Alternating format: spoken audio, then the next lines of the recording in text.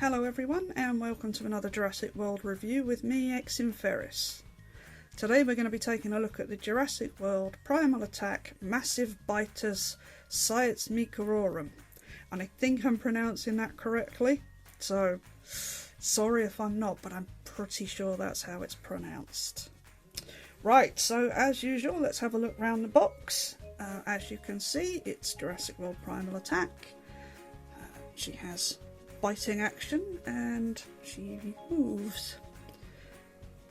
Massive Biters Siats Meekerorum, Owen and blue as usual. Let's turn the box around, have a look at the rest.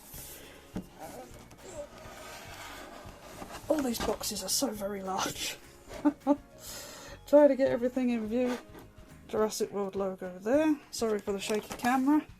I have to pick it up. I don't have enough room on my table. And Primal Attack there. And here's the back of the box, which shows all of the information, what she can do. Siats Meekerorum, Jurassic World. And we've got the Sarcosuchus and the Tarbosaurus. I do have the Sarcosuchus, but I don't have the Tarbosaurus yet, as I'm not massively into this paint scheme. I think I would have preferred if it was all grey rather than this slightly odd red under chest jaw thing here. But that's for another day. I couldn't get the Sarcosuchus down because it's on a tall shelf and I haven't got my my steps to hand, so sorry about that. But I've got some others that we can do a comparison with. So let's just bring this. Oh, flipping heck! Nearly dropped it. There we go. So let's just get that back. There we are. So right. Yes, nice packaging, as always. I've been referring to this as the Camp Cretaceous backdrop, like version 1, because that's what I saw another, rather that's what I heard another YouTuber refer to it as. I'm not entirely sure if that's correct. It might just be more of a generic Jurassic Park, Jurassic World fence thing, so yeah, I'm not too sure. I will have to pause the video for a minute because I can't just clip this one out. She's attached to her feet, so I will be right back with her out of the box. Alright, so here she is out of her box, and I think she looks stunning. This is another one of those ones that I've been wanting to get for a while. I'm not quite sure how much they retail for outside of the UK, but here they were £27 and I wasn't overly keen on spending that much, but the Entertainer had one of their sales on, spend so much, get so much off, and I got her then, so I got a few quid off us, which I was happy about, and I do think she's a gorgeous looking dinosaur. I love the paint scheme. I know a lot of people will say, oh well, you know, it's blue, it's not exactly, you know, authentic, but the truth is, we don't know what colour these animals were. They could have been bright purple for all we know. We've only got modern day animals to go off. And I'm fine with some artistic licence. It makes for a more interesting display when you've got all these on the shelf. And they're not just, you know, like 80 odd shades of grey. So for me, these oddly coloured ones, right up my alley. Absolutely love them. Anyway, that aside, let's get a closer look at her. Let's bring her face in. And as always, absolutely gorgeous sculpt work from the people over at Mattel doing these. It's lovely, it really is. A little bit of paint slop there, but it's not a huge issue. It's a nice sharp green eye with a blue pupil on this one. This one doesn't make sounds. This one's just a one that bites and thrashes. I do like the way that they've sculpted that tooth there.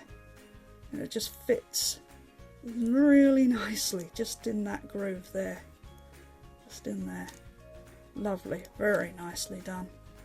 And as always, you've got these lumps and bumps in the skin to give it some texture. Gorgeous. And the nice moulding goes all the way down the body, as you'd expect. And again, it's weird, they never seem to paint the claws on the hands, but they do on the feet. I don't know what that's about. Anyway, it's not too difficult to just paint those.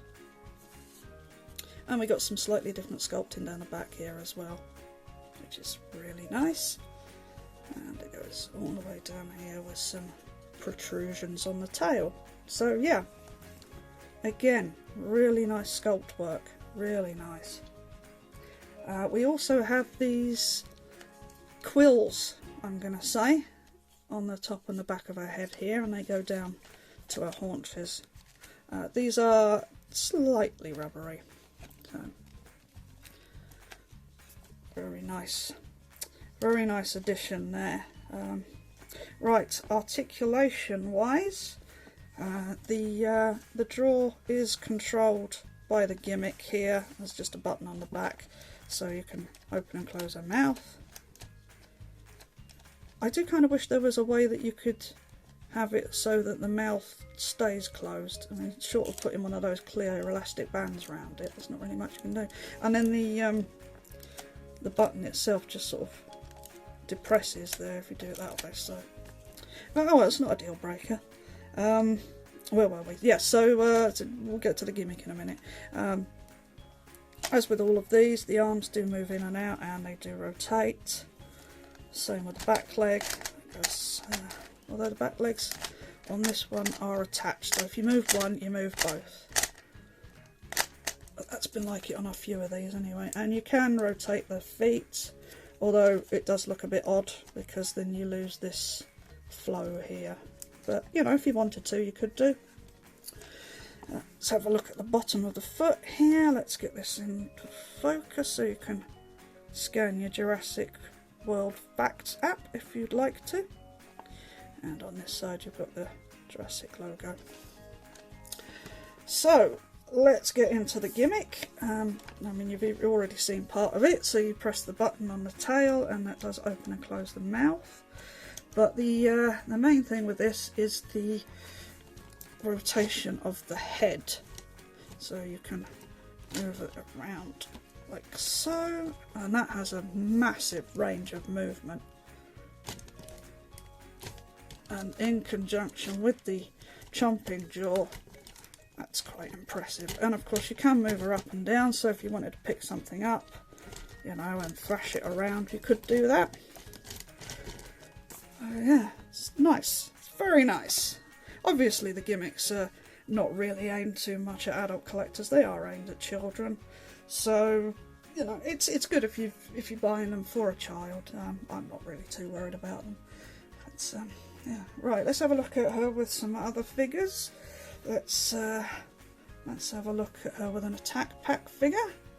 That's the Proceratosaurus. So it gives you an idea of scale there. I think that works. That looks quite good. And then let's bring in the Cryolophosaurus. Again, that's quite a decent scale. That looks quite nice. And you can see what I mean about the colour differences.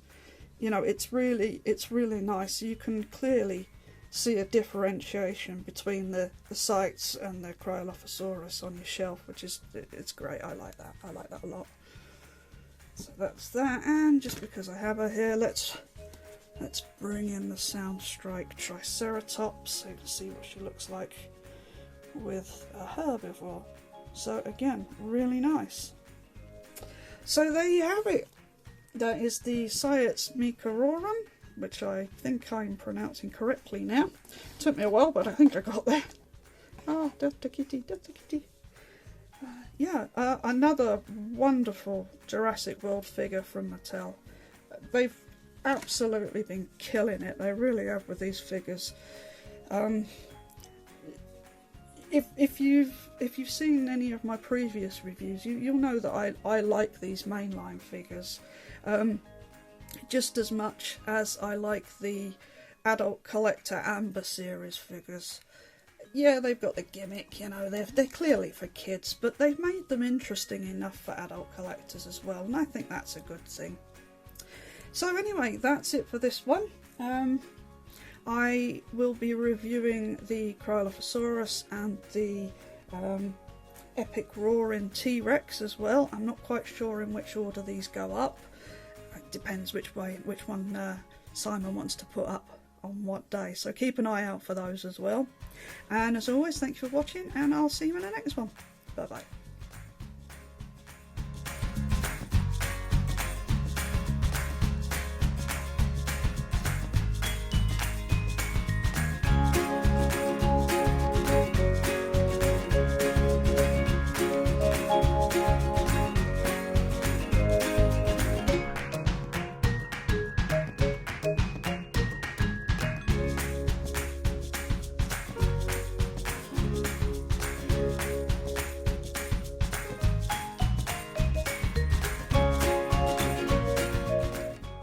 Fingers on plastic.